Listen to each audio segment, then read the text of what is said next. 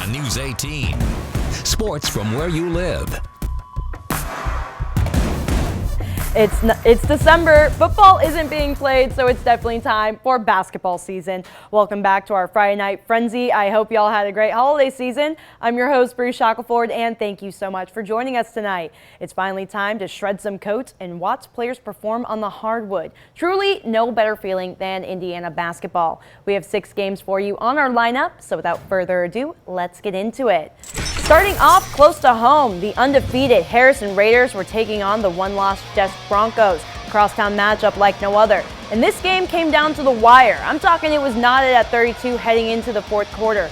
Looking into the fourth, Harrison looks like they're about to score here, but an offensive mistake on their part leads to Ethan Smith stealing the ball, driving down, dishing it to Devion Penny, who gets a very easy 2. Jeff steals back the lead, but Harrison is hot on the Broncos' heels, and you can see that here with this steal from Ben Henderson, who gets up and gets his team back in the game. Raiders lessening that lead. Broncos trying to keep their lead, but I want you to keep an eye on Ethan Smith, because I swear if you blink, you'll miss this big 3 coming from the senior. Just like that, Jeff widens that gap, but Harrison is coming back with vengeance, and right after Smith's big 3, Blake Scales even things out with a 3 of his own. Raiders tying things up. But last-second fouls on the Broncos would lead to the Raiders reaching the charity stripe, and that would be the deciding points in the match. Final score, Harrison wins a close one, 45-42. Moving a little farther from home now, we have Frontier making a trip to Rossville and looking for their first win of the season. Let's see if they can get it tonight. Starting off, Rossville coming in hot from the gate with a 15-foot jump shot coming from Caden Del Real. Hornets making their presence known. Falcons try and get things going here, but the Hornets defense would be way too solid to break up as Charlie Thompson flies away with the ball on a breakaway, takes it the length of the floor for a deuce. Rossville continues to widen that gap, but this team ain't done just yet. After all, there's still one more person that has to score, and that has to be big man Caden Gardner, and you can tell everyone's chipping in for the Hornets tonight.